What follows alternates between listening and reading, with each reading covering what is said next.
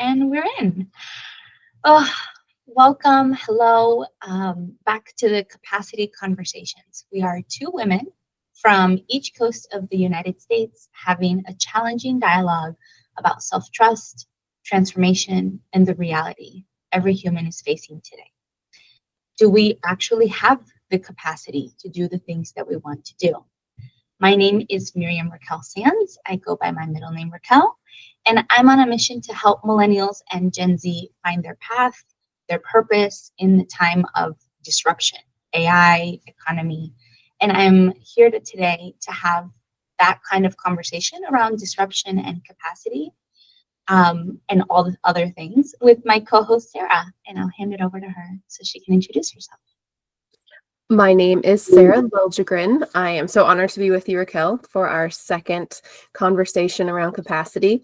And I'm on a mission to rewild real estate and bring systems of mainstream community and in the real estate space closer to the nature connection that it seems like, looking at history, we used to have. So I'm looking forward to setting the table of what has been so that we can understand where we are and help us decide where we're going. So That's right. That's right. That's so beautiful. Thank you. So today's episode, the first episode, I guess, to just quickly, was about our origin stories. So if you haven't checked that out, feel free. We are people who talk a lot, have a lot to talk about. And so grab a cup of tea or beverage of your choice. So you can hear our origin stories and about us, our businesses, and things like that. So today we're going to talk about time. We're going to go back in history, kind of open some maybe not so healed wounds. So if there's anything triggering, we don't have any quite disclaimers, but just be forewarned that there may be things that come up in this episode that don't sit well for some reason or other. And we're going to talk all about how did we get here, basically. The macrocosm of history, culture, context, and then the microcosm using the US, using North America specifically as its own mini universe, which it is, and talk about capacity and how we used to have it, how it's shaped us now. For context, the definition that we'll be using for capacity is the ability to hold, process, respond, and reimagine paradox in our bodies, in our systems, in our cultures. So how can we hold binaries and dualities? Because it's really not about either or. We're talking about both and we'll both expand on this and use this definition differently, evolvingly. So just bringing some baseline there. Anything to before we start, Sarah? Because I know we got a lot. No, that covered it. We're gonna dive deep. Let's go. So to paint a picture, I'm taking the macrocosm today. So using this reference of the past is catching up to us all. I'm going to start a little bit with myself to kind of get us going. From the previous episode, I mentioned my lineage from my name that reflects the colonization and the slave trade and kind of the geopolitical, global north, global south dynamic in a person, in me. So the reason I start this is because we're gonna take it back to the beginning. I don't know if in biblical terms or however people resonate, but we're gonna try and bring some context to the history and how history repeats itself in ways, consciously, unconsciously, and how we are being affected by it, whether we realize it or not. So what did capacity look like before capitalism, before hierarchy, and before this grind, hustle and bustle? As I mentioned, I'm starting with myself. So my ancestry is very much both African and Latin American, both of which have been colonized. And before that, they were tribes. They were, and maybe some still are, trying to hold on to those paths and those forms of living. But because of all this process of agriculture and all these other technology revolutions, so much has been lost in terms of language, nervous system, all of that. So I'm going to start with one of my favorite books called Ishmael. And also we will have a link, a reference of all of our different books and resources. So Ishmael is a fiction book or fictional resource. And there's this quote in the book that goes, "There is no one right way to live." And the whole thesis of this book is between the takers and the givers. And being a tribal person, someone who lives with the land, which was how we all used to live, we're not being a taker. We're not necessarily being just extracting, like capitalism has told us that we should be or that we should do. So I want to start with there, because I'm not trying to belittle people or belittle ourselves for how we're living now. This is where none of this has been a choice for any of us. So before burnout and bulleted pointed schedules and hustle culture, we were just people. Homo sapiens is the species that we all operate under. So we're not just job titles, we're just human beings in rhythm with the land, the season, and story. That was all we had before. So giving some stats, the Homo sapiens existed for 300,000 years. 95% of that time, we were foragers, hunting, gathering, moving with the seasons. Only in the last 10,000 years, I'm not great at math, but that feels like less than a third. So only 10,000 years did we settle and farm and build empires. And now, as we know, we have the normal, quote unquote, 40-hour plus weeks and things. So setting the stage, this was not our reality. We were all living under stars. We were all naked or half naked. We were all very much vulnerable and in touch with each other and Earth. Another quote from Ishmael: "Mother culture says this is how it's always been, but this is only how it's been for a blink." So we have been so, if you all know the movie The Matrix, indoctrinated to believe that this is how we've always been, is just technology and whatever else. And that's why the reference in the book is mother culture instead of mother nature, because we've been disassociated from that. Social life was rhythmic. It was not rigid. Among the Bayaka, I'm sorry if I'm mispronouncing anything, and the Bikiawara, I think these are two different tribes, there were the leadership, rituals, and even names of the individuals changed seasonally. So if we can imagine a time when our identities, our sense of selves was not set in stone, and there was a way in which we all operated circularly, you know, I think there's pictures of biology and things where nature is everywhere. The cosmos are reflected in the cells of organisms and in trees. And so thinking about how we used to be seasonal and circular. Franz Boas, again, I'm going to not pronounce this correctly. Kakwa, I'm so sorry.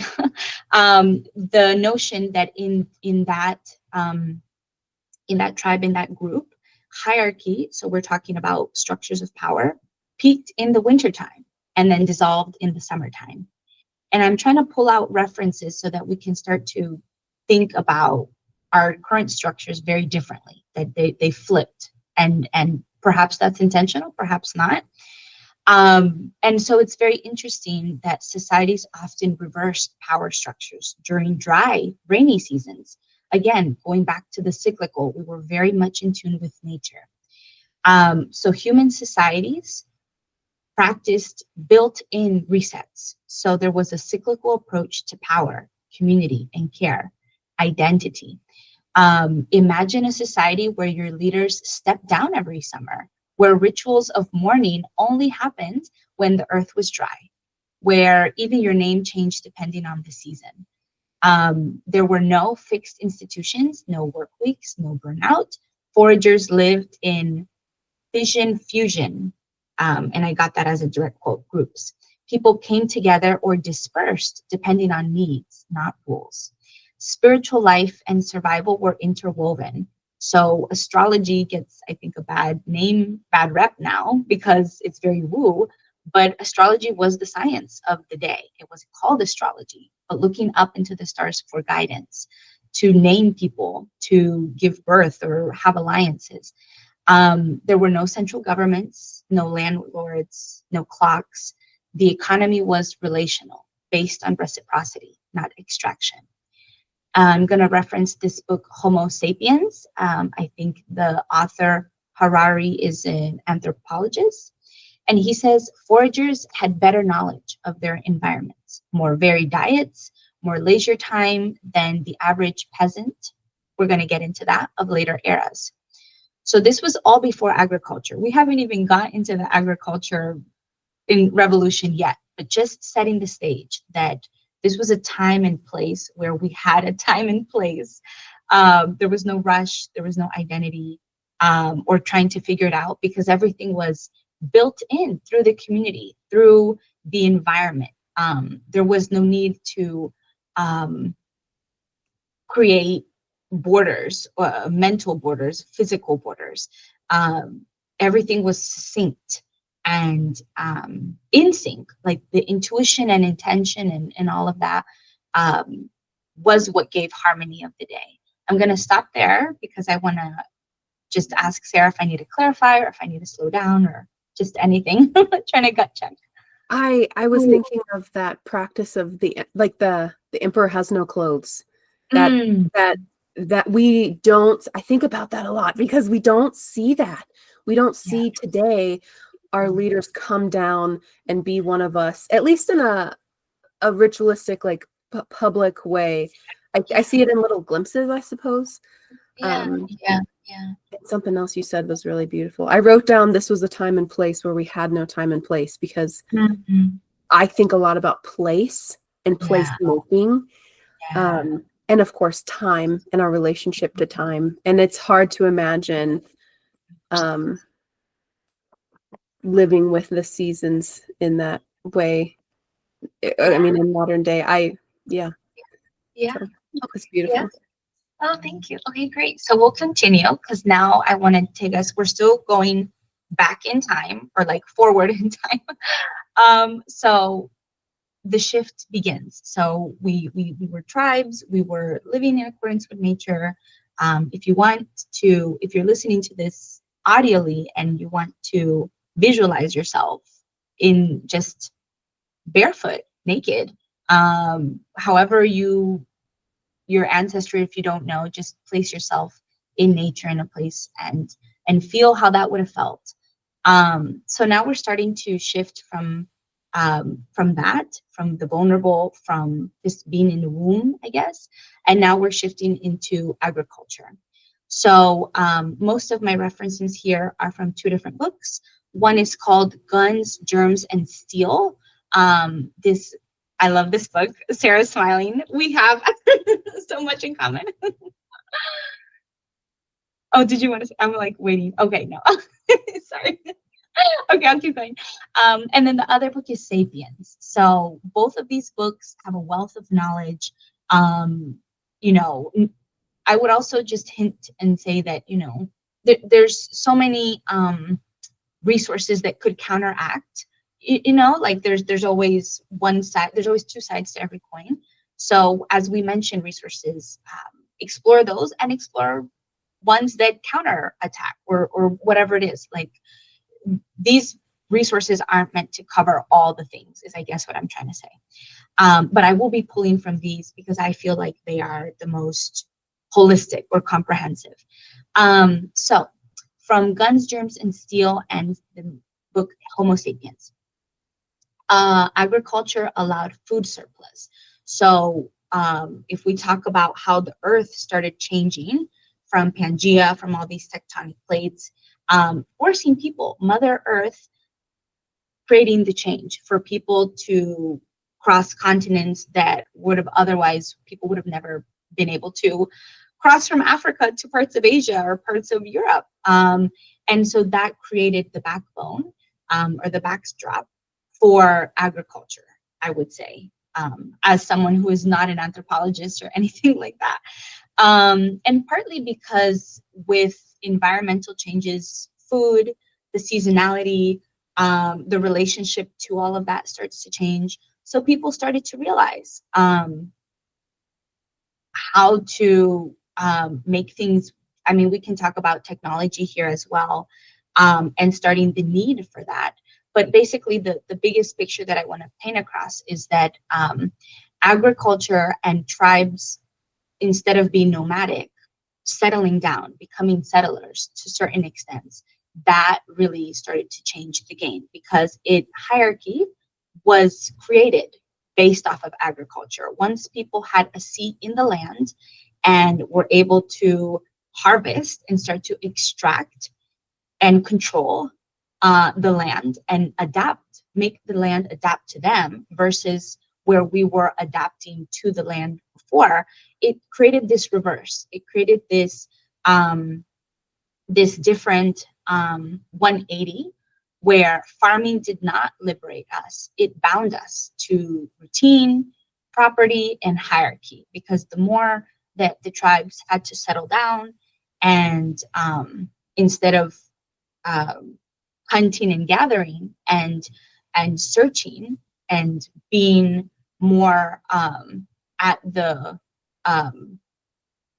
cost of nature, now nature is at the cost of us. So there was a clear power dynamic, there was a clear nervous system, technological shift happening.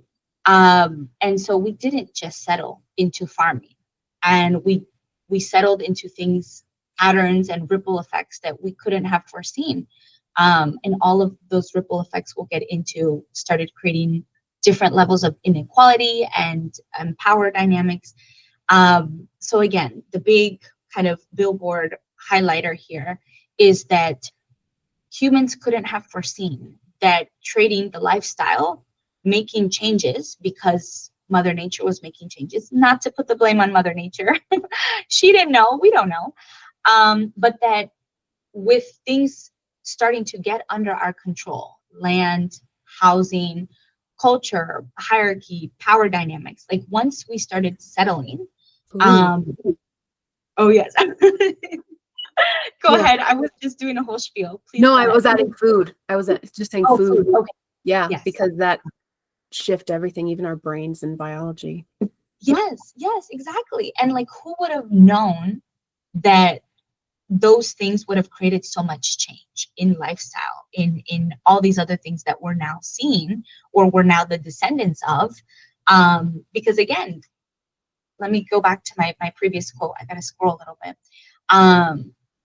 Our species, Homo sapiens, have existed for 300,000 years, which in the lifespan of Earth is also nothing. But in our lifespan, or like the span of our group of animals, 300,000 years. And for 95% of that time, we were foraging. So we're this pivot that I'm talking about, agriculture, only in the last 10,000 years did we settle, farm, and build empires. So that means that we've had no time. There has been no time from our ancestors to now to adapt, to get into the swing of things, to understand, to metabolize. And I mean that literally and figuratively. I mean, Sarah bringing in food, like, yes, I mean, us, instead of hunting and gathering, having control and containing food and domesticating food and animals and just so many other things, the psychology of all of that, the emotion, the spirituality. I haven't even touched on the institutions yet of religion and how, like, us settling has settled so much in terms of what is culture, what is power, what is economy. And, instead of reciprocity and instead of trading, we get into the development of money, we get into currency, we get into all these things that weren't a thing for 95% of our existence. Let me not lead astray with my other quotes. So basically, this Western narrative of the inevitable march that we were, humans are at the top because there was always this pursuit of something else. From poor to rich, from simple to complex, from hunting and gathering to agriculture. And then, as we're going to see, the Industrial Revolution. Like, that's a myth of progress because, again, 95% of the time, we were fine, more than fine. We were thriving in all levels, emotional, physical, economical, environmental, big, because we wouldn't have been able to survive or do anything without Mother Nature. So complete 180 in this last, what was it? I don't want to butcher the 10,000 years. So complete 180 of dynamic here. There's another book that I referenced. I haven't read it, but I got it, this quote specifically for this. Human societies were wildly diverse, experimenting with different ways to organize life. So what we lost wasn't progress, it was possibility. And this is from the book, The Dawn of Everything, from Graeber and Wengrow. I'm going to pause here because I do want to transition into what we can call the Great Shift from agriculture to what we now know, I guess, as empire and what we study about in history. But let me just pause, and Sarah, anything you're picking up that I'm putting down? Or like, yeah, I'm writing this down because the myth of progress going from poor to rich. Another theme I think about constantly is redefining wealth. I bought this house that I'm living in. I've lived here for about a month and a half, and the asset of having an established garden, I can go into all the ways that it has provided me more comfort and wealth than monetary value can describe. Just to show up and have an established garden, like this place was stewarded well. What a gift. Yeah. And from like wild to domesticated. And I wanted to ask you, Yes. what do you think the dangers of a wildly diverse tribal culture are?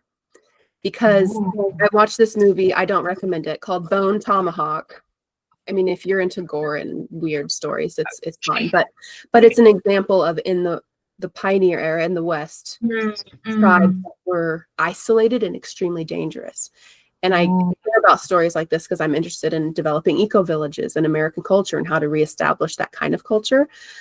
And I ask this, like, what happens if isolated communities who are sovereign in their isolation become so diversified that we war? And we're seeing this today. So what do you think about that? This is so timely, and this is gonna be a jump to the future for a bit because, and part of my answer, I listen to this podcast called The Diary of a CEO. I think I sent you the link. Check it out when you can.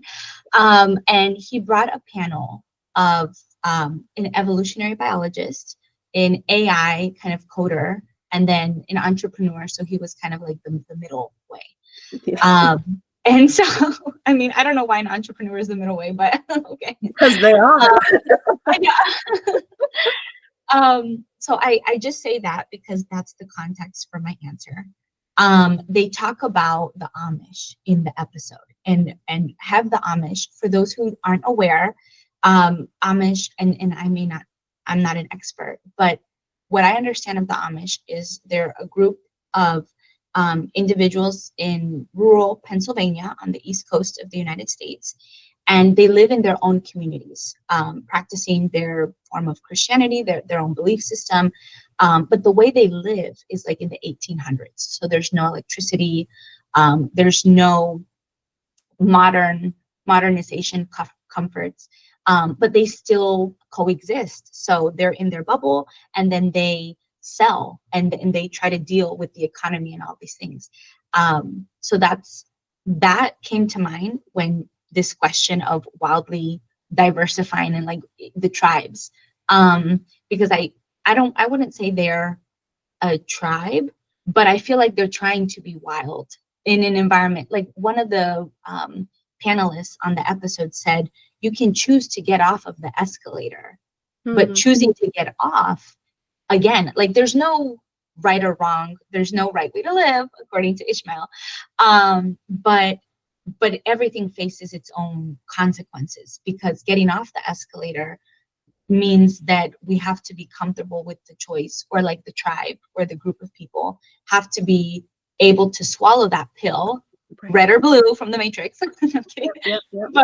But swallow that responsibility of, are we willing to burden ourselves with being on the escalator and all that comes with that, AI, hint, hint, and all these things, or not? And I think I'm personally trying to get off the escalator, because I know that from what I've seen, being in corporate space, trying to juggle a business and living in an apartment in Northern Virginia, the cost, like the economy. And so my husband and I want to be homesteaders, and we want to have community that also wants what we want. It's the values.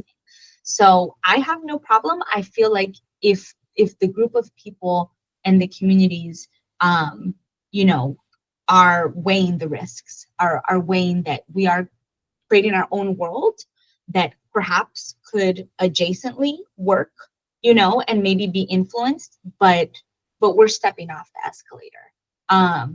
I don't know the particular dangers. I feel like the economic would be a big one, and the technology, but I mean, for the nervous system and the emotions and the mental, and for the longevity, honestly, of what it means to be human, I feel like the dangers outweighs. So.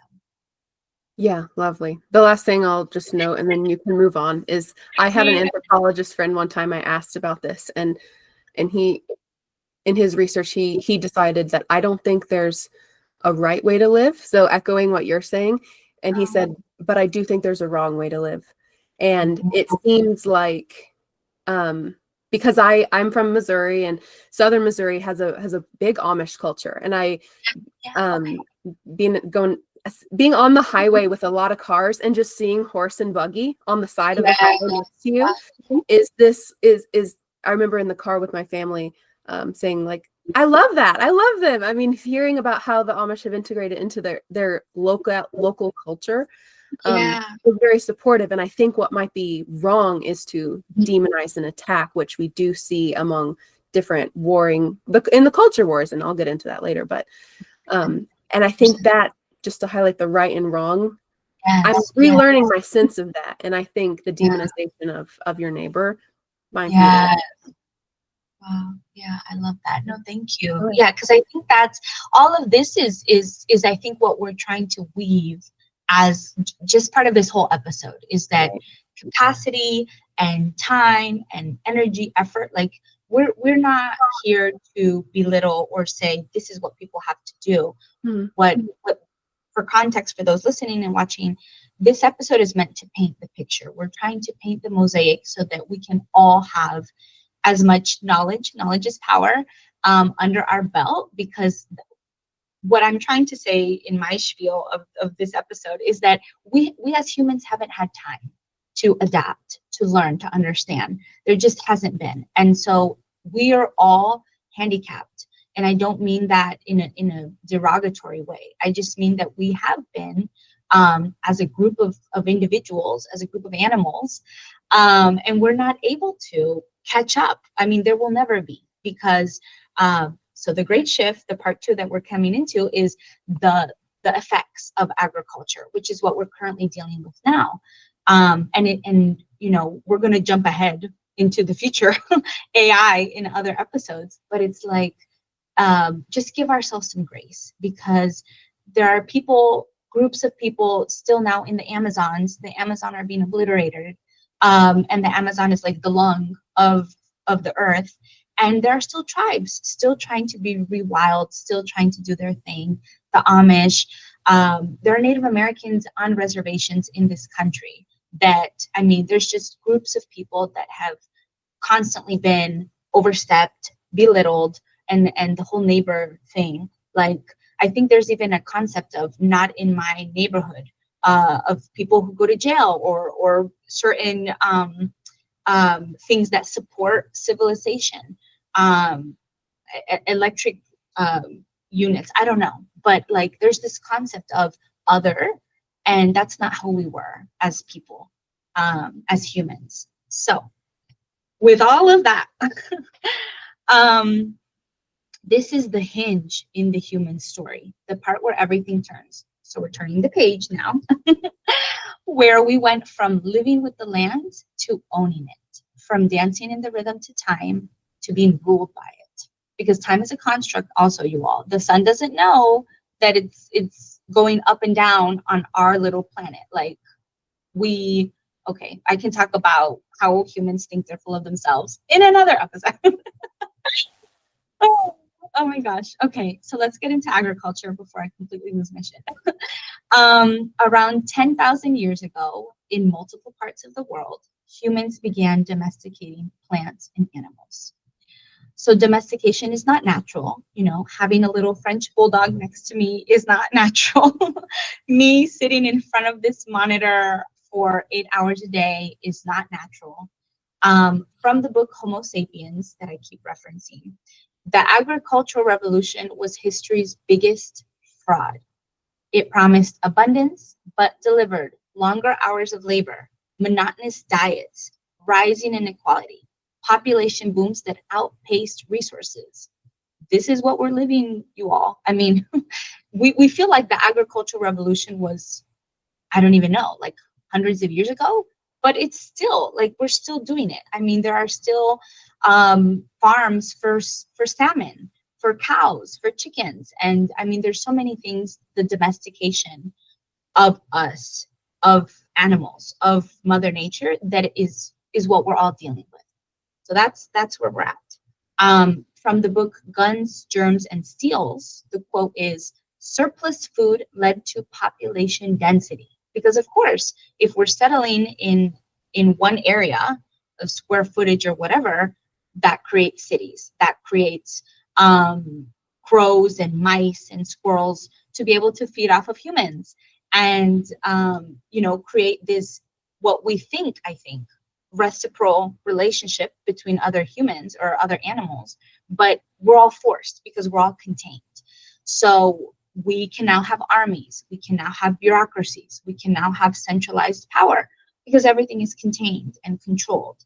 From the book, direct quote from Sapiens, we didn't domesticate wheat, wheat domesticated us.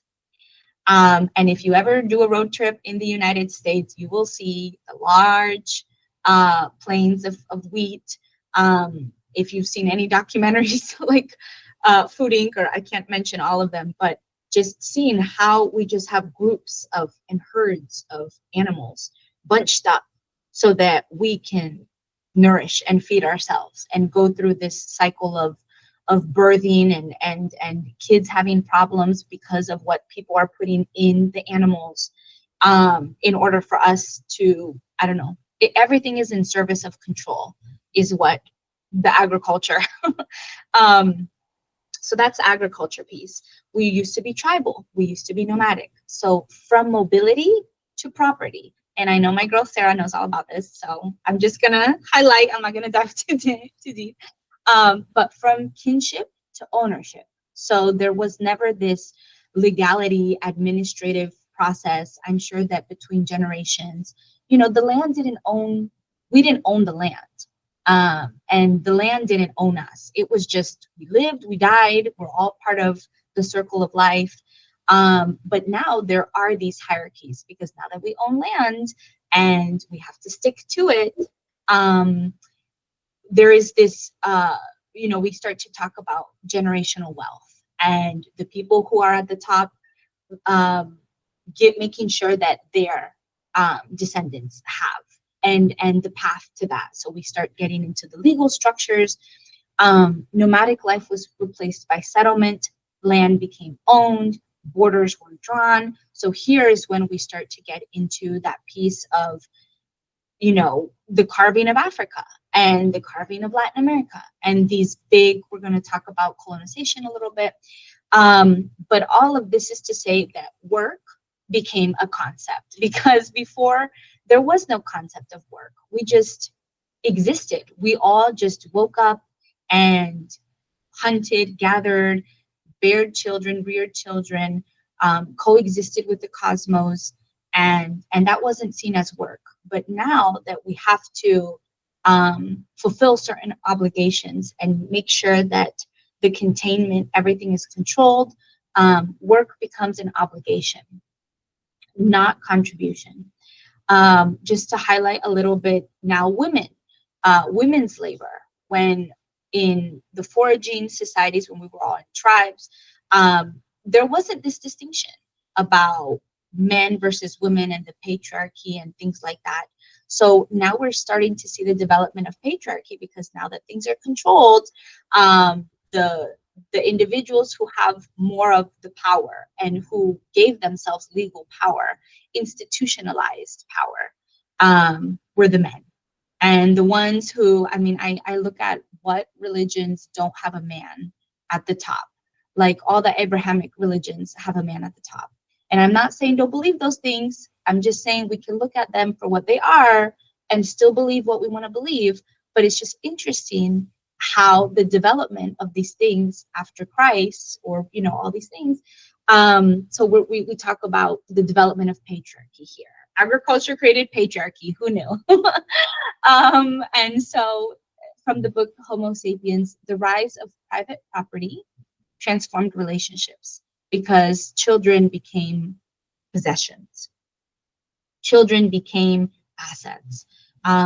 To have a big family, to have wealth, to be able to distribute wealth, and not just let the cosmos be, like, let's just live by the cycles. No, now we have a path of what's mine and what's theirs. And I don't want to just take things by chance. I don't want to just trust the universe. Now I have to create the universe, and I have to create order. And this is how my child or my family, how I will be known. Like now we start getting into what does it mean to have authority. So all of these philosophical and all these things started to happen. The birth of empire. So sacred order was swapped for social stratification. So we get into kings and priests and scribes because we start talking about technology. The birth of writing, you know, we've always been very creative animals. And I keep saying animals because whales sing like all animals are awesome. So come for me. But you know, all animals have their thing. Like in all the documentaries, we see how there's mating calls and different rituals. So that starts to evolve. We get writing. We start getting more formalized forms of literature and music and things. Again, control. This instead of us just being, now we're doing. Now we're being controlled and we're fixated on things. Time becomes linear. We talked about the cycles. So before, everything was cyclical, and identity, hierarchy, relationships. I'm sure there wasn't a thing about polyamory versus monogamy, because it's just, you know, we're just all, yeah. I'll get into that too. Okay, good. Okay, great. I'm just foreshadowing you all. Sarah's going to do all the great work. Well, you're doing the macro, and I'm going to bring this to the micro. Yes, thank you. And so yeah, time was not linear, but now, you know, the development, and I'm kind of condensing a bit, agriculture with the Industrial Revolution, with, because it's all in the same, again, 10,000 years of Homo sapiens. I'm not trying to cover all the details, but again, painting the brushstrokes here, that time gets moralized. You know, we don't just enjoy our moments. What does it mean to be productive? We have to work on the farm. We have to start to show up and perform certain duties, and not because we want to, or because there's this intuitive, intentional, organic calling to do so, but now there's a king, now there's a duke, now there are people in charge of us, of our capacity, of our time. After Christ, I just have a bullet here, the rise of salvation through suffering. So there's these, I haven't touched too much on the religion, but if we think about the tribes and the the being in nature, the reciprocity with nature, and how a lot of I think indigeneity is in relationship to that. Not that we are superior, but now religion and ways of thinking, feeling are about there's a certain amount of control. Like you have to go through this in order to feel that. You have to do these certain things, which I think ritual has always been, but now again, it's more contained, it's more in time. The development of Christmas, like Christmas was not a thing. We can unpack, we definitely will unpack all of this religion stuff, but please, Sarah, go ahead.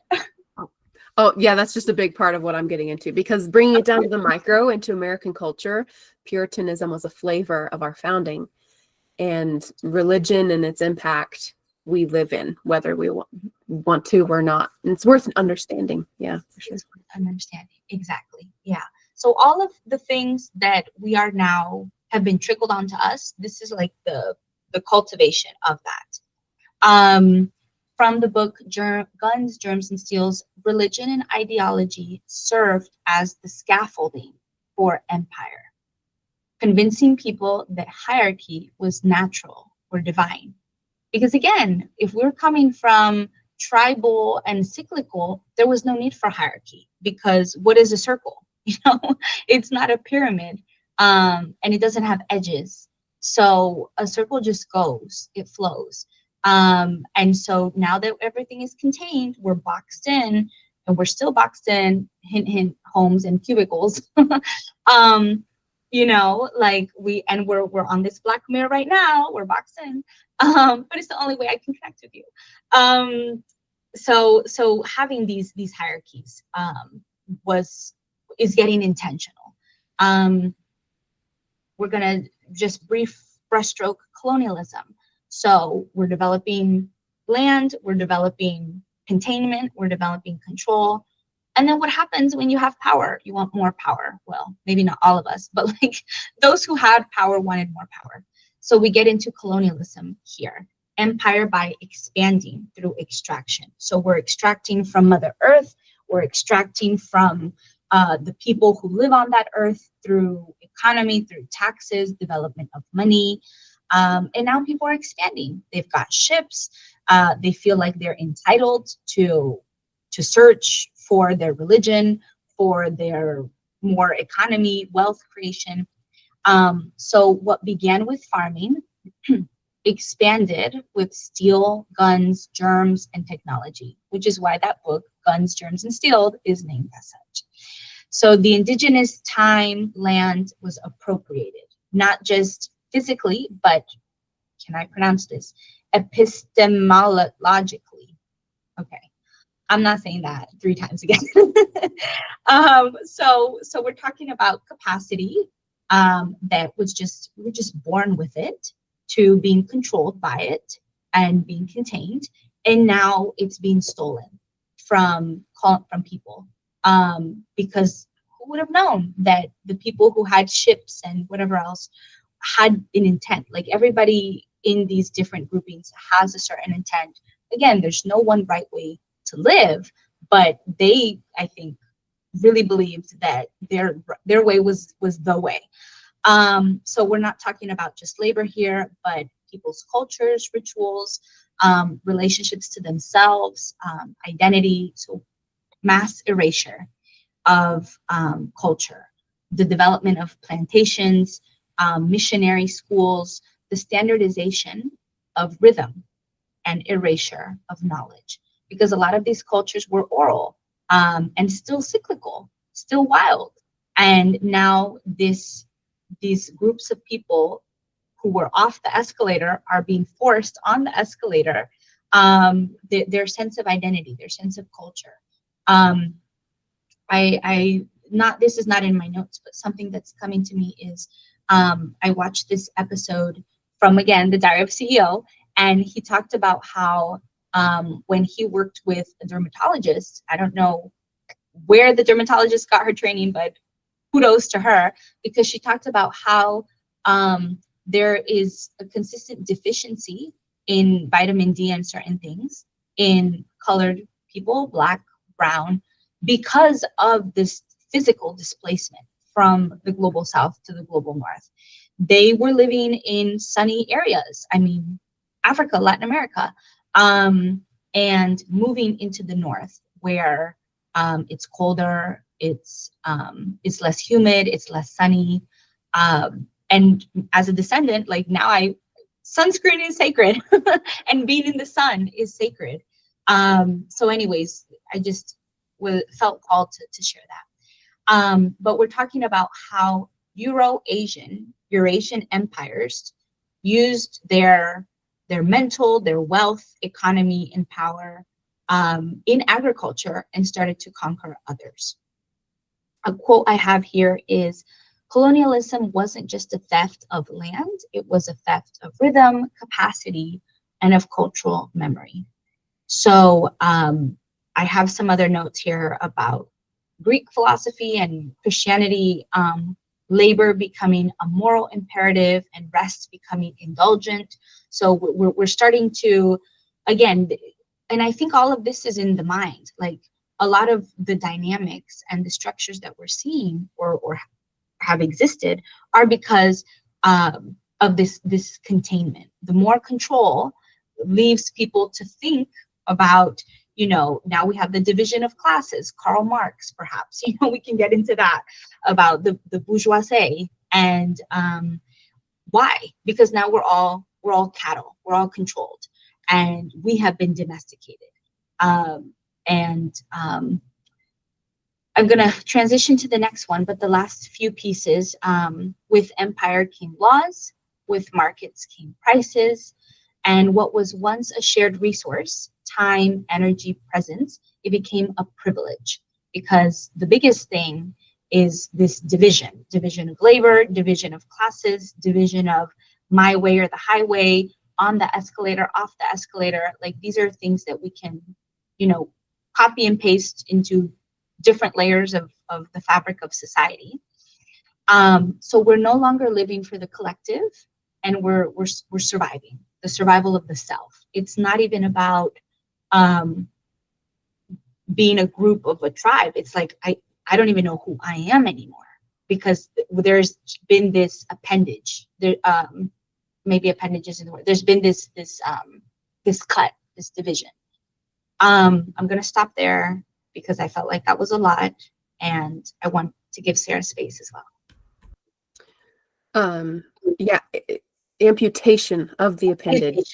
Yes. Thank you. Yeah, there's this a teacher of mine made the connection of like how we have divorced nutrition from flavor. And I think about just that spiritual divorce that's happened culturally and historically, and you've spoken very well to that. So yeah, eventually I'll dive into how we live in that divorce. Yes. Kids who don't have the nourishment. Yeah. Do you have any practices that you want to speak to right now that I'm imagining some people listening to all this who have felt echoes of emotion, pain, positive, negative, anything, like a balm or a practice that you can offer right now? Cry. And if it doesn't come up, that's fine. I really like earthing. So if people have access to a park, like it's hard to drive to nature.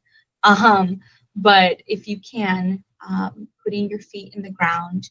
I'm a tree hugger. I mean, really hug a tree. Like, who cares what people think? But if none of that feels comfortable, okay. if none of that feels comfortable or accessible, pray, meditate, journal, and let it free flow. Like I'm not trying to contain or control you. We do have prompts when I wrap up my whole session or section of this episode. And then before I hand off to Sarah, I'll leave you all with some prompts, but for the purposes of what we've just unpacked, In super general brushstrokes, I would say go earthing, go ground yourself in nature, really touch it, get your hands dirty. If you like gardening, if you feel called to have a plant in your home, you are a steward of that plant, of that life. And if you need to decompress, I would say journal, stream of conscious, pray. But nothing I offer is to be controlled. Like I'll give prompts in a little bit, but just as comfortably, as accessibly as you can, sit with the feeling. Find a tree to ground you. I have this tiger stone, calming stone. Journal, like just let yourself free. Dance, like so anything somatic. They say shake it out, jiggle it. So I would say that just whatever wants to come out, just let it come out. This is not the time to be contained. This is not the time to be contained. Not in this moment of history. No, ma'am. That's beautiful. Thank you, Raquel, so much. I was listening as I stepped out just now, and I was thinking of, and if you're watching the video, you're like, why does she keep leaving? We got started at 6:30 my time, and all I've had is coffee. Because wake up, full caffeine this morning, bad for breast tissue, good for the mind. So, and I figured as I take over here, I could let that coffee and caffeine fuel me. And as I was listening to you describe your practices, which I think are so important as we talk about this, to give people something to connect to. Yeah. And I led a grief hike, I guess, a couple nights ago. That's been something in this new place I've lived I've been called to do, is bring people outdoors to connect over their own grief process, because that seems to be such an important thing to do right now. Mm-hmm. We are stuck in the busyness to the degree that we're forgetting we feel. And most of us are feeling negative emotions that we just can't understand or comprehend or even talk about without, triggering somebody or pissing somebody off, or somebody saying, well, why don't you care about this? And we've talked about this before. Like, do we have to care about every single thing now? Like, I can look at war any second of every day on my phone. And I was thinking about the grief hike because a lady that I had just met who came to the hike, I was telling her what I'm interested in and what I do, and trying to make eco-villages more accessible. And she's like, or you can just do it in your yard. And I was like, yeah, like my desire is a systems thinking. I think about, systemic oppression and how to combat the systems of oppression that we live in. And also the true rebellion is doing it at home, and bring it home, bring it to your body, bring it to your life, and live as the best version of yourself you can. And that is just going to be we said earlier, there might not be a right way, but there is a wrong way. And if you feel like you are living in the right way, I think that's the most we can ask of ourselves. And by living in community, you have people to check you in the checks and balances system, to help you remember if that right way is actually wrong. So I'll pick it up from there, and we'll just dive into the micro of looking all that through history and looking at why is the American culture we're living in this way. And everything you just spoke to is living in us today. And so I would like to take us through some history of, essentially, I have chunks from 1492, Columbus sailed the ocean blue, right? From 1492 to 1607 in at least North America, what we now call the United States. Within North America, what we call the United States, which I'm going to refer to as United States, not America, because the Americas are huge. And the United States is a specific flavor of culture that those of you living in right now are pretty like you're living in this adrenalated state like I am right now. So I think it's good that I'm gonna, I think, speak kind of fast and go through this from broad brushstrokes throughout history. So early colonization the first colony that we know of happened in 1607. And so in Jamestown. And so that was a mostly Anglican Church of England. They came because of trade, export, not necessarily religious reasons. But Plymouth in 1620, the Mayflower came to Plymouth Rock. They were, according to research helped by ChatGPT and AI, helped me organize my thoughts here.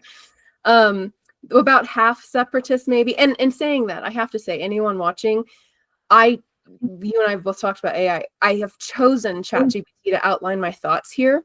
That does not mean I fact checked every single thing down the rabbit hole. So if you're like, actually, this is true, Sarah, I really welcome that in the comments, because I want to have a very palm open approach to this conversation. I don't know everything about this history, but it's important to talk about, and it's important to highlight why we're here. So again, setting the table or the stage.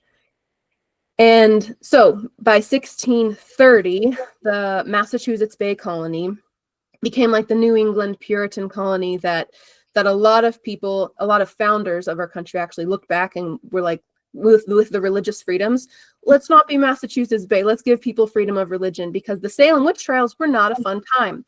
And a lot of people recognize that. So my question was like, what happened between 1492 and 1607 between what we now know as the first colony?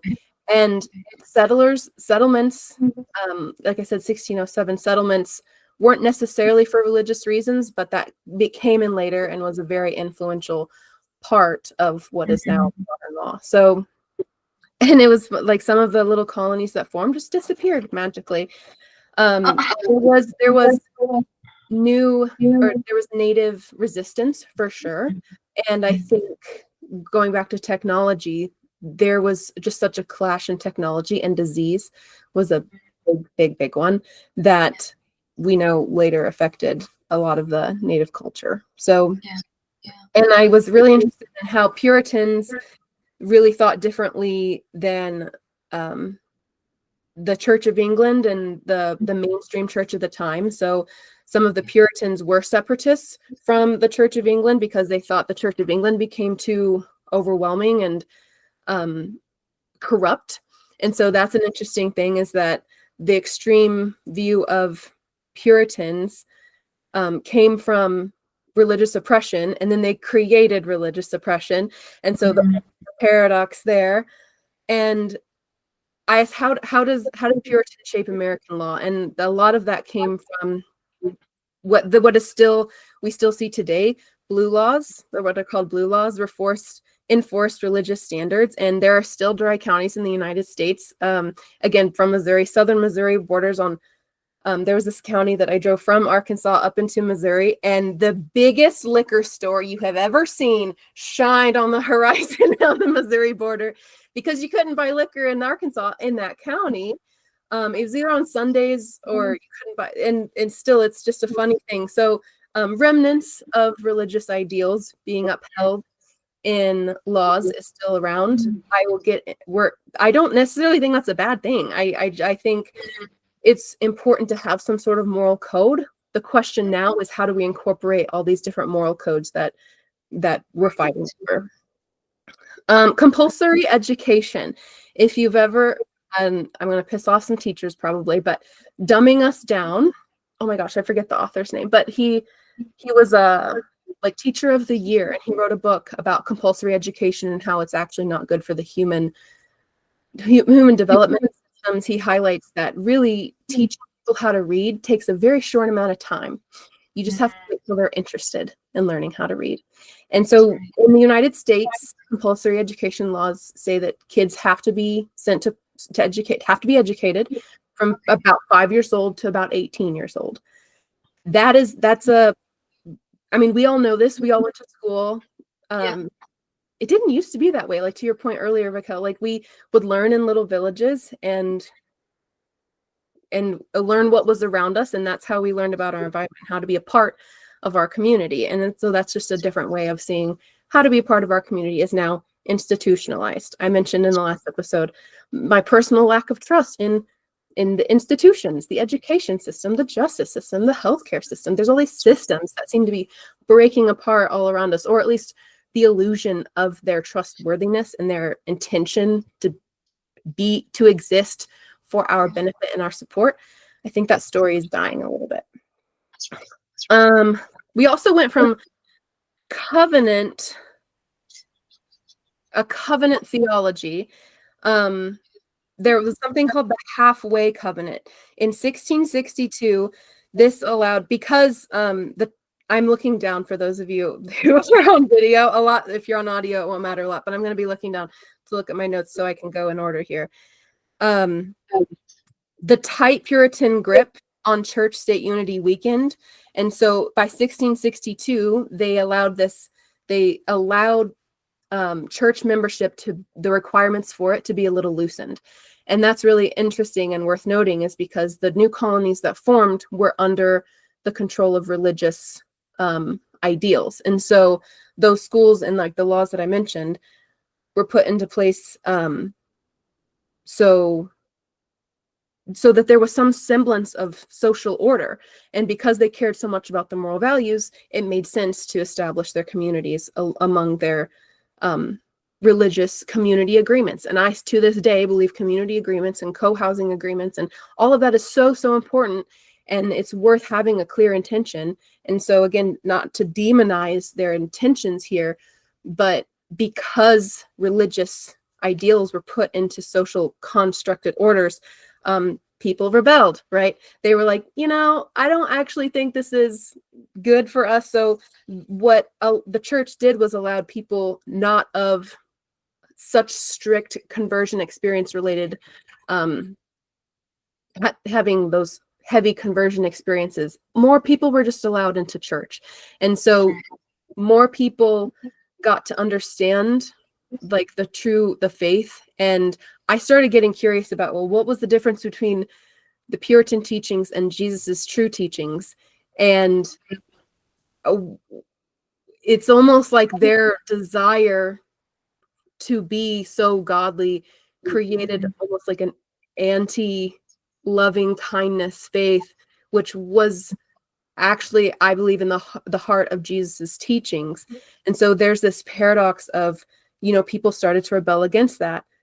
Something really to keep in mind is that people will die for their sovereignty, no matter what. If you back people into a corner with however good intentions, people will die for their sovereignty. So that started to cause a reform into going into 1700. Like, more people deserve a faith and a moral code than just the clergy of our town. It wasn't just church members who had a say in how society went anymore. And so that led into the Great Awakening into the 1730s, all the way into the 1740s or 60s. There was a massive revival movement that emphasized personal faith, emotional conversion, and individual Bible teaching. Teaching more people how to read often started with, we're going to learn how to read the Bible. And this movement helped push more and more people into literacy. This was the time that, well, we're maybe not quite there, but eventually peasants, slaves were given versions of the Bible. And I have the slave Bible. And this, when I first bought this, when it was first published, I don't think there was a comprehensive version of the slave Bible that I had ever seen. And I was horrified to learn that this existed, because this was a version of the Bible that they took out. They took out freedom, and they took out the fact that everyone is equal. They took out, it was selected parts for the use of Negro slaves of the British West India Islands. And holding the paradox of the evil of that, because they were given a part of it, because of this period of time, that led to the freeing of slaves, at least in our country. And so it could not have happened the other way around, right? It could not have happened that society believed that, it's not right that they're allowed to be a Christian, but they're not allowed to be free. And so first became that they were allowed to be converted. And see throughout history here, like, well, first it was just everybody, and then it was the lower classes, and then it was what maybe we actually are all equal, and we're still fighting in the culture wars of the leftovers of that today. So how did Puritanism shape early constitutional ideals? So like I said, we went from a covenant theory to a social contract theory. We still live in a social contract theory today. We went from congregational self-governance to democratic institutions. We believe in democracy now, right? Even though the United States is more of a republic than a democracy, we have a focus now. This led to a focus on literacy and law, the first public education laws. And I didn't look too much into this, but in 1647, the Old Deluder Satan Act was a part of establishing public schools and communities, because the belief at the time, and still today, is that Satan lurks about the surface of the earth, and being illiterate or uneducated made you susceptible to the disillusionment of Satan. And if you think from a metaphysical lens, that's true. And to put it into law meant legal literacy, created a culture of knowing and arguing the law. This led to people having a moral law and a rule of law. We still live under a rule of law. And this, I think, is fascinating. Hold the paradox of this one, because a rule of law meant that all individuals, institutions, and entities are accountable and governed by laws, as opposed to arbitrary decisions of individuals. So laws, instead of decisions of individuals behind the scenes, like the clergy of your community or the voting members of your community, which knew how to read, knew how to interpret the Bible, it now meant that it was equally enforced and publicly known across all people. And this led into the belief that all people are created equal. Of course, like I said, Jesus taught that. We got away from that. And we're weaving in history. I'm going to get into like the patterns of history through spiral dynamics later, but that's the theory it's evolution. It's that every stage of history builds on itself. And so because I think the rule of law and codified constitutions and justice systems based on accountability and structure was the next point in the evolution. And if we can maintain that, which I'm going to say it again, publicly known, equally enforced, and independently adjusted laws guide society rather than arbitrary decisions based on individuals. It's a great idea, but does that sound familiar in some of the struggles we have today? Like the shadow government we know is alive and well. It's right in front of us. So this also led to religious dissent and freedom. Because the Puritans were so strict, a lot of dissenters and the persecution of dissenters actually led to a powerful pushback and expansion of religious freedom. Like I said, the founding fathers were living in some of these Puritan colonies, and when they came, this all fed into the revolutionary thinking. This is the First Amendment became the First Amendment, is because they were like, let's not do that again. So history is building on itself. Rhode Island and Pennsylvania were founded by religious dissenters from Puritans who helped shape America's pluralist ideals.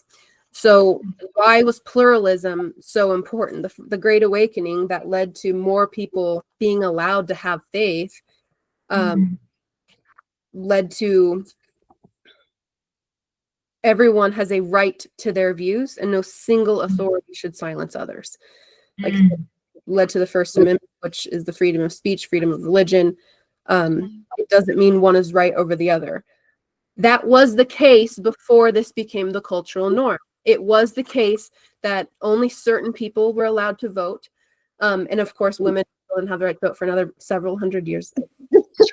But it has taken a long time to even get to the point where we are today of it being a norm to fall back on, a societal norm to fall back on. Like, no, all men are created equal. Men and women are created equal. And that just wasn't the case before. This Great Awakening that influenced all the denominations that came from that, Protestantism, the Baptists. I mean, I grew up in a congregation that was like, no, all those denominations are wrong. And looking back, like we were just another denomination. But I started to see maybe the breaking up of the church and the splitting of the congregations because of the extreme rule of Puritan thinking actually helped save the religion. Because, you know, I watched a video recently, tangent, but Eric Weinstein thinks that we are heading back into another global war because of the way history repeats itself. And, oh man, my caffeine brain just lost my train of thought for sure. Because and see, that's what I did. I branched off too fast. But because history repeats itself, oh man, I lost it. I hope we can edit this out. Developed democratic ideals. Okay, so anyone could be saved. And the growing population too, that's something I noted as you were speaking, and maybe that's where I'm getting his idea, is that because the population of the earth has grown to the point it has, it is a pattern among humans that too many cooks in the kitchen, for lack of a better term, will create conflict. And this is a good example of that. It's coming back full circle. Like the church, when we were established as the New England colonies, had a certain rule, and for the belief system to evolve, it had to be broken. And again, here we are. We have added billions of people to the earth since this time, and the same rule applies. We have so many warring cultural tribes that conflict is bound to happen. And so just to tie back, like maybe that's how goodness is kept alive, is that did breaking up Christianity during this time, did adding more denominations keep it alive? And the belief system I grew up with was like, they're all wrong. There's only one true faith. And maybe, you know, going back to monotheism, polytheism, there's a benefit to both. And I think holding the paradox of, well, how do we not be that wrong person and demonize our neighbor for a different way of thinking? So what was really interesting to me is what that shift felt like on the ground. So before the Puritan influence, or before this revolution, the evangelical revivalism, there was intellectual, sermon heavy, shifted into emotional, spontaneous, and music-filled conversion experiences. Authority figures were educated ministers and tied to civic life. The founders wanted a separation of church and state, and part of what led to this revival of faith was traveling preachers giving emotional sermons that encouraged people that you as a person have a pathway to freedom, not through the clergy or the power figures of your community. Membership was not limited to visible saints or the elite or the powerful. It was open to anyone. And so the context, I'm not going to get into that. But so pluralism and the context of what that looked like for families and in our food systems and how we organize society was that it sounds like we became more okay with other types of ways of life. And so this matters because it reduced conflict by encouraging dialogue instead of dominance. The breaking down, like to speak of the breaking down of hierarchy and then the building up of hierarchy. It's almost like every time there's a breakdown, there's a new rebuilding, because it's like this universal law of nature. Don't you think like there's this order? I could go into plants and the metaphor of that, but so that led to the First Amendment and some of the laws that we have today. So how did it shape U.S. politics that we see today? What got us here was, actually, I'm going to go into the First Amendment later. Congress shall make no law respecting an establishment of religion or prohibiting the free exercise thereof. Especially Puritan churches at that point leading up to 1700 had become ritualistic and distant.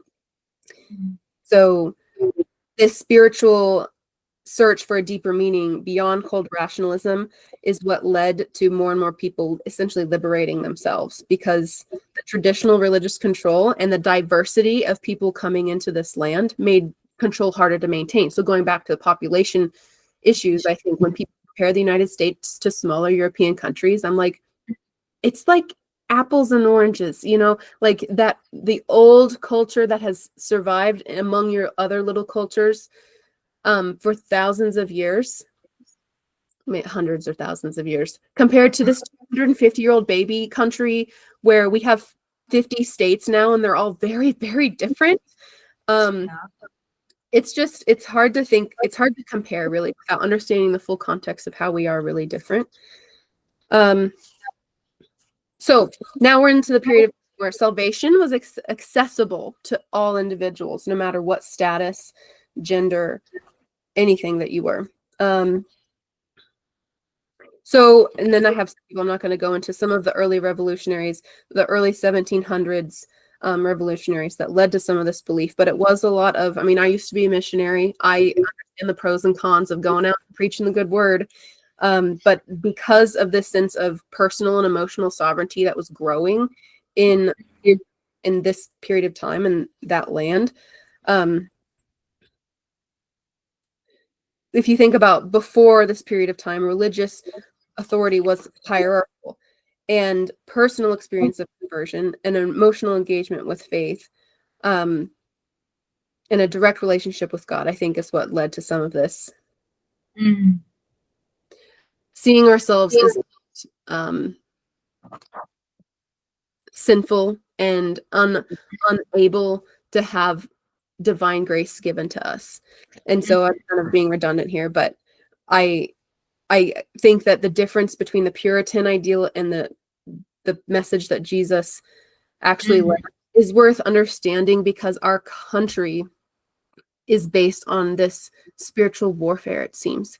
And I still live in that. I have such a personal experience, like Raquel, you mentioned being a descendant of the slave trade that came from Africa to the Caribbean. My family, I have actually, right before we started, I found this, I'm like, I know it's right here. My family came to Virginia from England in the 1640s to 1670s. I have a history here of my family thanks to a database from a family member of mine, Dan Evatt. My maiden name is Evatt, from Texas. He kept records from 1266 all the way up to 1749. So 1266 is the first ancestor I know of that was buried in England. So I have a British background. My mom's side, on my dad's side, my mom's side is German, and I married of someone of Swedish ancestry, which is why my last name is Liljegren. But it's so cool that you're in Virginia because that tie to me. He was a soldier in the Irish Wars. Thomas Evatt was born in 1640 in Ireland, because several British migration, they would leave from Ireland. I learned that from a British friend of mine, because he's like, oh, if you have ancestry in Ireland, that's probably why. But then he died in Virginia. So that at that point, I don't know why he left or why he ended up here. Especially because my dad told me that among this time, if you had certain experience in fighting and as a soldier, you had land rights. And so going back to what ownership gave you, like, I don't know what you had to do to get that. And that's how a lot of this country was formed too. If you had experience being a soldier, you were given more land, essentially, in the colonization of this country. So I think, again, just to take a step back and acknowledge that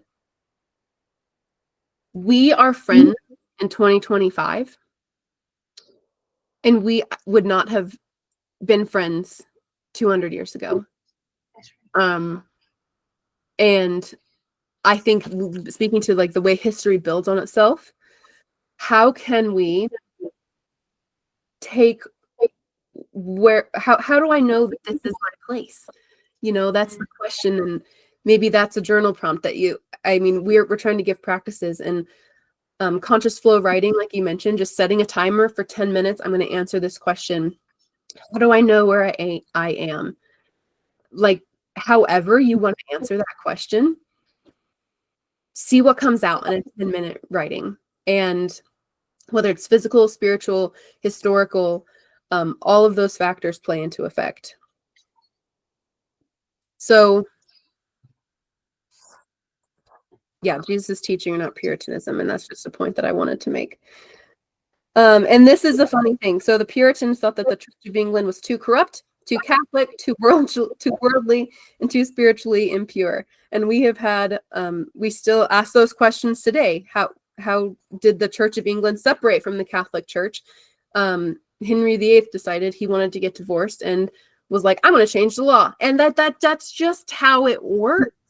That's just the way people in power shape our history.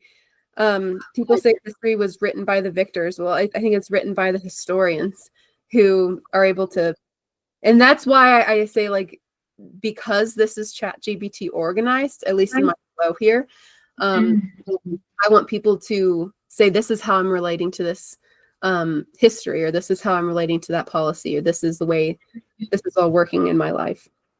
And so the way we see some of that play out in American culture today is still education and literacy. We agree to social contracts via law. This work ethic, this meritocracy that we still live under the rule of. The myth of meritocracy is really, really interesting. And this is a big conversation today of, is it true that you work hard and that's how success is found? And it's like, well, sometimes, but no, it's not a natural, it's more of a natural law than it is like something that can be put into policy, really. Moral idealism and local government. So I think, I have a timeline here broken up from just throughout history, but I'm just going to skip through that. And if we have questions about certain things, because leading up to the 1700s and the Enlightenment influence was the Salem witch trials. And so it was like a climax of Puritan anxiety where people started to realize this isn't working. And in the natural order of things, it seems the pushback of that led to more freedoms, which led to more pushback of how should society actually work out. And this, like I said earlier, is what led to enslaved families seeking to follow Christ. And Christianity, I have a personal life journey with. I was born into a church that I realized at about 20, leading up to 20 years old, this is not a healthy environment. We're going to do an episode on that in the future. And I just shared a post last night on Facebook because yesterday was World Population Day. And it made me think about my experience as a human. It turned into a holiday because in like the 80s, the population of the world reached 5 billion. And they were like, hey, this is something to think about. And as of last night, it was like 8.1 billion. So it's still like, hey, this is something to think about. But the growing sentiment that we shouldn't be here, there's too many of us, we got to go. There is a huge spectrum of how people think that should be handled. During the pandemic, some conspiracy like ideas that were out there was like, this is intentional to cull the population of the world. Let us know how you think that should be handled. I'm not going to claim to have the answers, but it's something that's happening today. And I'm going to go back to the evolution of people believing that all people should be free and equal. Because Puritanism and slavery coexisted, because religious leaders owned slaves, people were able to acknowledge the paradox and push towards the better. That's the theme. That's the theme that we're seeing throughout history. Family separation, separating humans from their families, taking people out of their homeland and putting them in another one. And this is a note that I think is very important to highlight. This is one of the most profound legacies of early colonial Christianity, that people started to believe for the first time that slaves deserved freedom. We started to believe for the first time that we were equal. This was a big turning point in the emotional resistance. So the spiritual resistance to abolitionism, 1865, Juneteenth. Okay, Juneteenth was last month. It became a national holiday in 2021, but it was the first Juneteenth was in 1866 in Texas, because in 1865, the 13th Amendment was ratified in 1865. And in June, on June 19th, that's why we chose that as the holiday, the Union Major General Gordon Granger arrived in Galveston, Texas, and announced the end of slavery. That was 2 years after the Emancipation Proclamation. So the Emancipation Proclamation didn't have much hold in southern states because it was still such a embedded part of the culture. And that's worthy of remembering, because even in the colonization of Washington State, where I'm at, they made certain, like, okay, you're going to go to a reservation, or okay, here's a new policy of where we're going to put you, Native people that we are displacing. And the lull in the federal, process of things meant, okay, we're going to put you here. And then the sludge of governance means that in the time between, like I said, 2 years after the Emancipation Proclamation, and finally a Union guy was like, hey, no, slavery's over. And the next day, the slaves of Texas celebrated the first Juneteenth. And I think that's why it's cool to see the evolution of it come to a national scale. Because again, the sludge of governance, especially large governance, people starved, in the Coast Salish tribes, because they were displaced by the government, saying, we'll feed you, don't worry, we'll send you food. They took them out of their homeland where they knew how to hunt, fish, live, forage. They put them in a new place and said, we'll take care of you. And they didn't for like 2 years. So then you have people dying of starvation because of policies like this. And again, history repeating itself, echoing. Tensions today. The contradictions of American religious history. Again, living in paradox. How can faith traditions that once justified slavery, we used the Bible so that we could enslave people?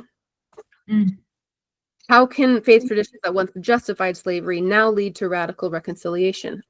They did on a societal level. I can't really rationalize it in my one brain, but as a society, that's what we did. And this period and still today, there's a growing number of nuns, N-O-N-E-S, people with no religious affiliation, to reflect the disillusionment with institutional religion. And again, the theme of institutional religion causing oppression, the breaking of it, keeping faith alive, and then the reforming of new ideas have helped this evolution of the modern belief that we are all created equal and deserve equal treatment of the laws. And so this is still echoed today in the Faith for Justice movement. Here's the actual breakdown of the First Amendment. So no religious tests. People in governance, it is not, we cannot require people with certain religious power, not religious, government power, to be a Christian or any religion. That religious test cannot be a part of their part of power. And no established religion or in free religious practice. So an establishment clause in the First Amendment says the government cannot establish a national religion of favor of one religion or the other. I think this is an important thing to talk about today, because while Christianity is such a big part of our modern society, the push for morally obligated policies is on the rise. And so it's worth talking about and us asking ourselves, how do we want to govern ourselves? It's harder. There's more of us. There's a lot more of us now. And so the conversation's getting messier. But and then the free exercise clause means that citizens can freely practice their religion. The government cannot restrict religious beliefs, but it can restrict actions if they violate law. Again, with the social contract rule, We are agreeing to all equally live by the terms of the law. But again, the rules for the but not for me, like the people with individual power in our government. It's like, can we push this back in their face a little bit? That's right. Polygamy outlawed, discrimination outlawed, abuse outlawed, hate crimes outlawed. But it's well according to these beliefs. Right. And so what does true freedom look like? What does true justice look like?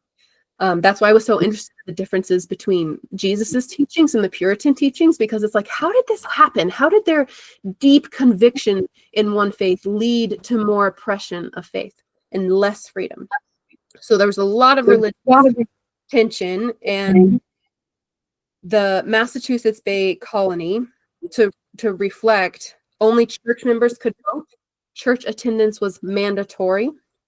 Religious dissent was punished, including exile. And the Salem witch trials, which became like the ultimate cautionary tale of what happens when religious authority is unchecked. So this created a long-standing colonial awareness of religious abuse, especially in New England. And so that's what led to, I mean, James Madison, Thomas Jefferson, John Adams are all people who descended from Puritans, lived in Puritan ideals, especially Thomas Jefferson, who really called for a wall of separation between church and state. So the same but different, holding paradox in the Puritan theocracy was a society by God's law, and the founders really tried to establish a separation between church and state. And still the flavors left over, like the work ethic, like there was belief as a private right versus a social danger. Like this, we're hard to control. Okay, like I said earlier, people will die for their sovereignty, and so even within families, even within where I'm talking about the microcosm of the United States, but again, the microcosm of one state, one county, one village, one household.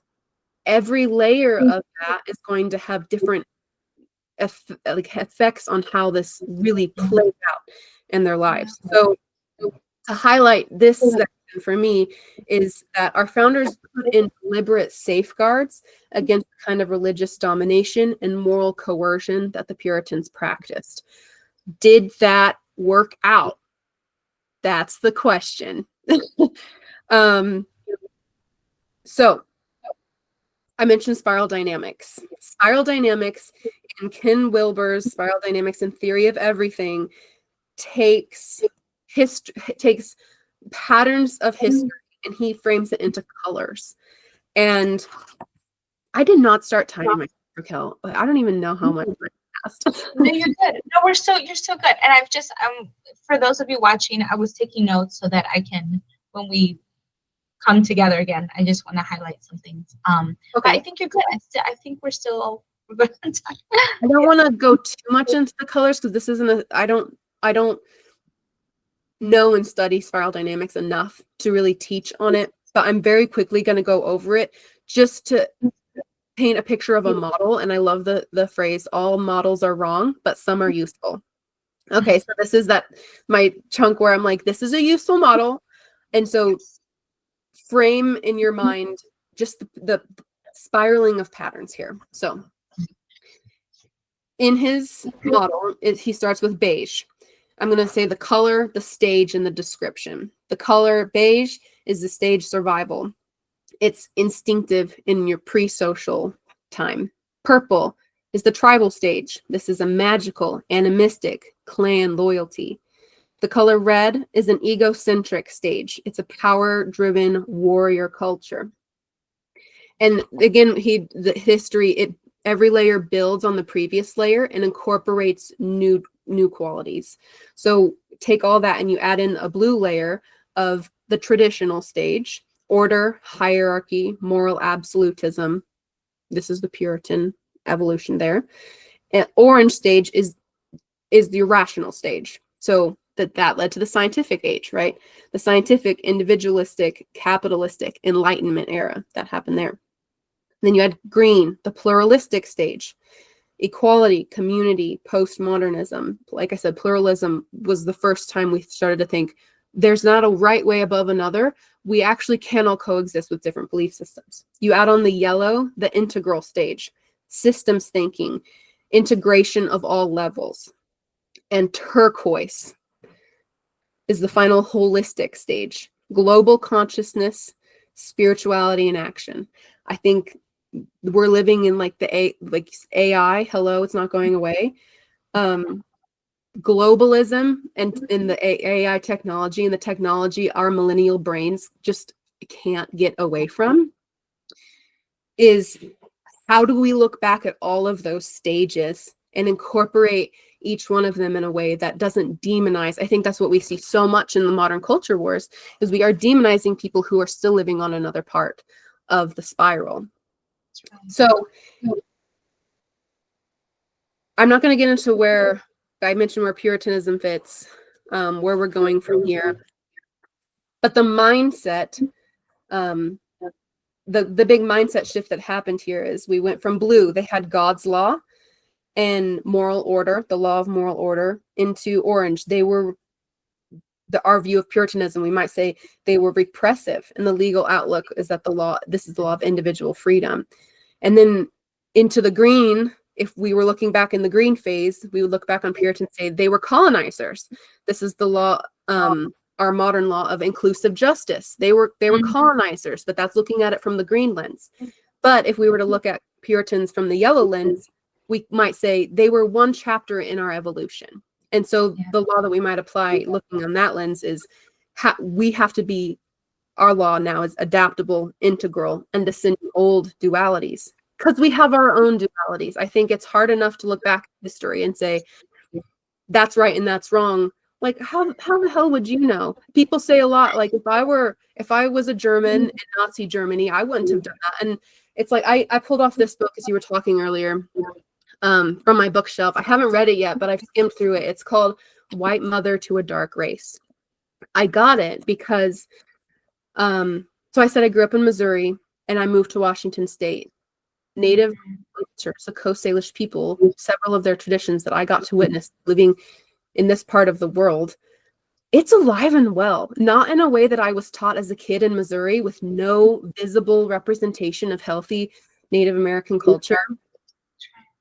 And there is a boarding school here, the Spokane, oh my gosh, it used to be the Fort of Spokane. And then they turned it in the early 1900s into an Indian boarding school.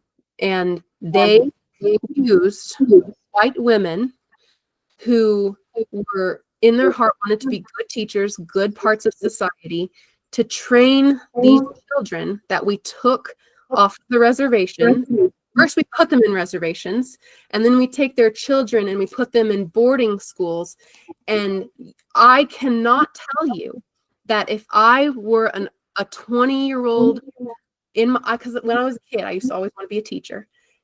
If I was a 20-year-old in 1901 and someone offered me a job at a boarding school to help what they taught these women, help them overcome their savagery, right? We were there to teach them a better way of life.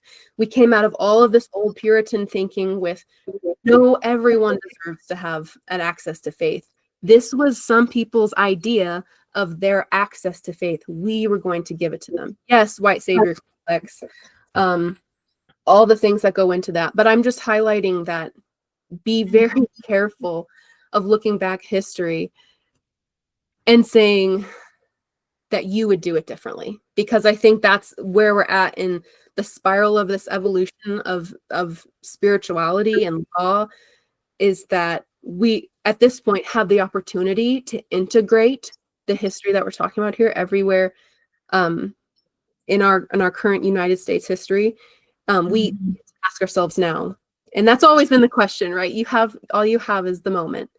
And so I hope this episode is us taking a collective moment to say, okay, this is where we're at. Where do we go from here? So the Industrial Revolution. So now we're getting into, we've gone to the 1730s, all the way to 1740s, 60s. The Industrial Revolution, which some people say started in the 1760s after the Great Awakening, leading all the way into the 1840s. and then I think still evolved leading up into 1900. Do you have what's coming up for you? Yeah, I was gonna say, I wrote some notes about like the seeing the before, or like the origin story of the US, and then now where we are now.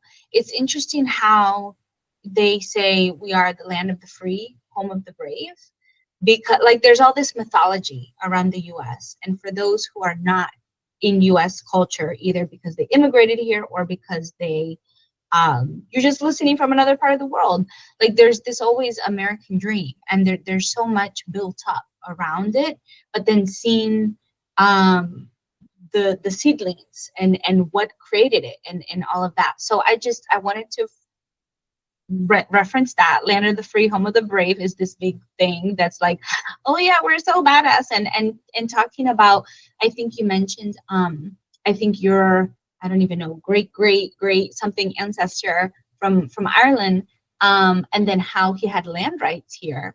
It just, because of the war, the fighting or something. What that came up to me was veterans, how veterans is such a big thing here in the US. We always got to support our veterans. We always got to support those who fought for us.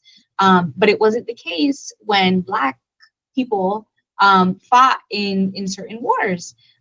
So talking about, a note I made was freedom is the last to come because of all the containment and the control that we've been subjected to. So it's like this idea of freedom, of an American dream, of wealth, of religion, of, yeah, you can say whatever you want. You can do whatever you want. Everything is play here, but not for everyone, not at all times, not in all places. Psych, you've been duped, prank, punked. Like, yeah, it's this interesting dynamic, the paradox. And oh, that was my other note, was that they meaning society or those in power and wealth, want to remove paradox.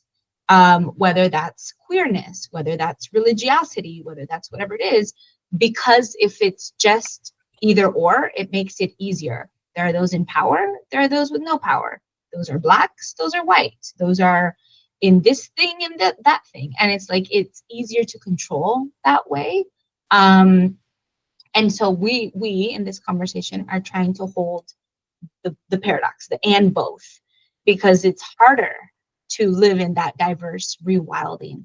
And then the last note I had, because I had a blog post about this, was about the 13th Amendment and how this indentured, I know it's not about indentured servitude, but I was combining indentured servitude with slavery, and how like that's what working in a 9-to-5 is, or people who migrate, literally for a better life here.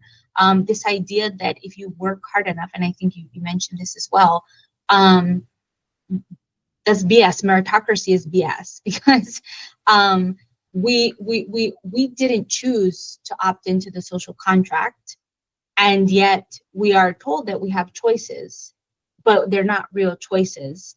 And so even though we're not slaves as the previous definition, or like as we saw, but we are still in systems of containment, not systems of freedom. So yeah, those were things that I was picking up on that you were putting down. So yeah, thank you. Because that's a good point to clarify, because the ancestor that fought in the Irish Wars, gosh, my throat is getting dry. The coffee. No, I'm kidding. It is. I drank. It helped me wake up. But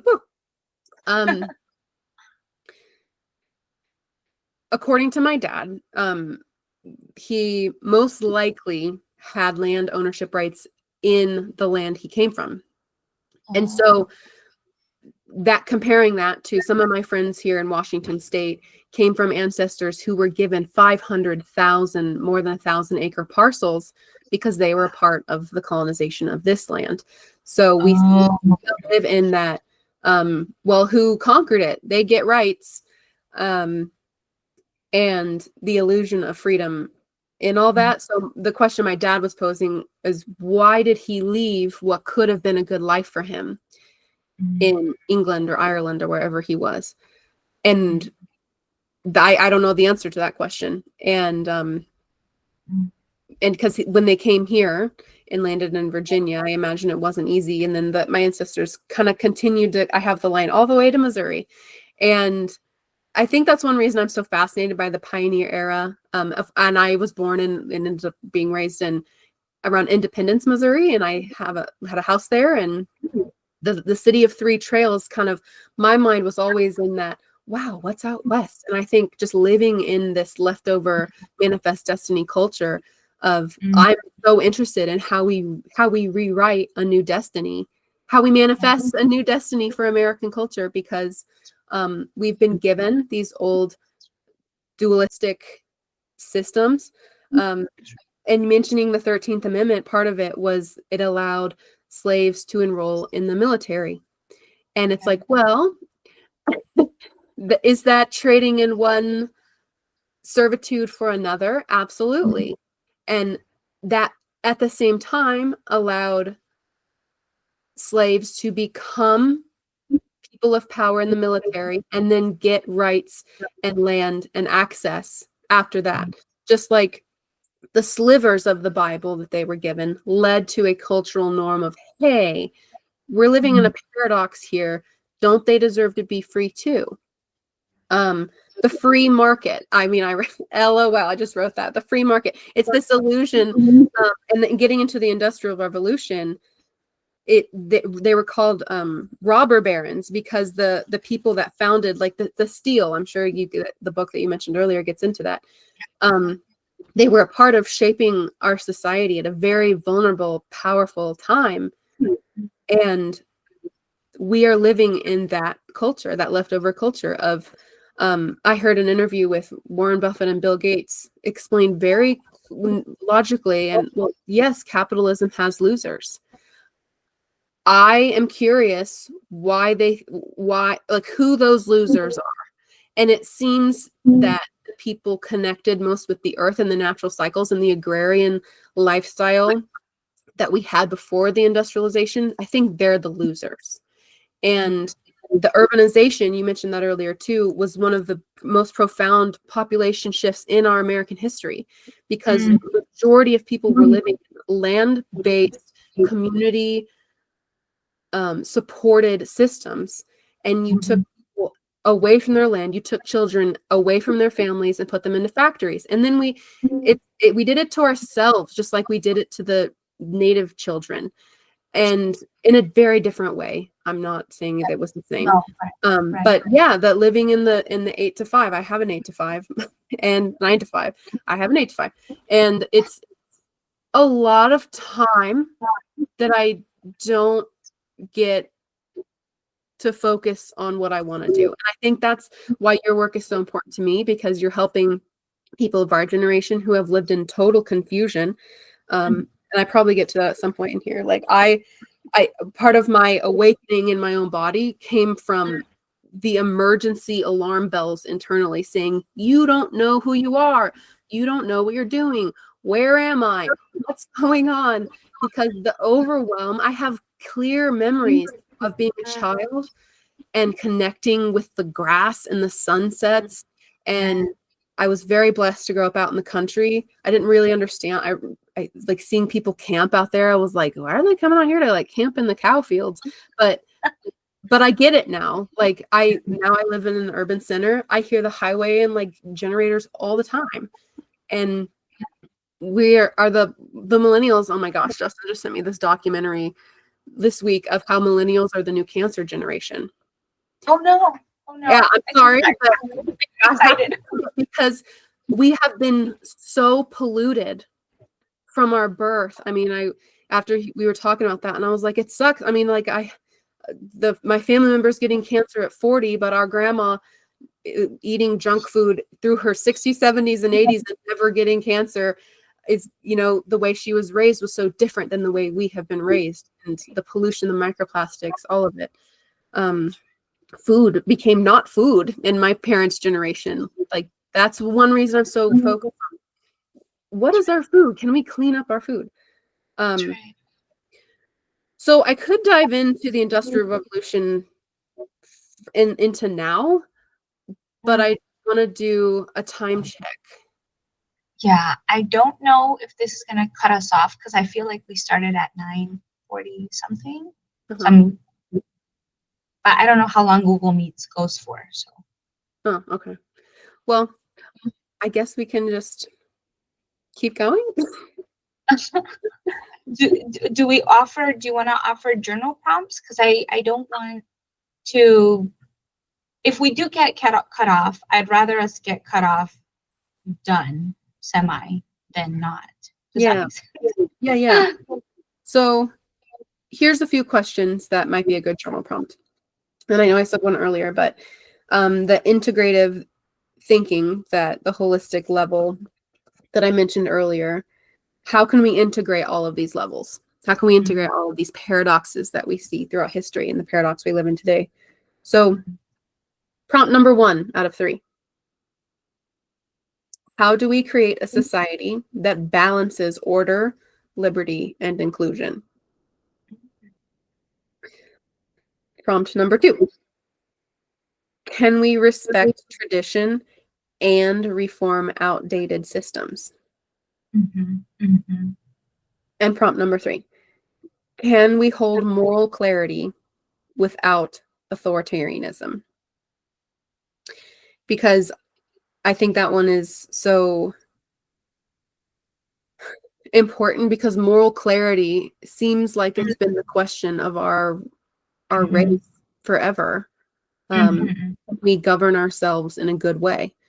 I mentioned being witness to the Coast Salish tribes of Western Washington, and one of the before and after things that changed my life was witnessing the tribal canoe journey. And it was all of the water-faring tribes coming together at one point and canoeing and to meet at one place. And the journey was several weeks. And so every time they stopped, there was like a map of where they would stop.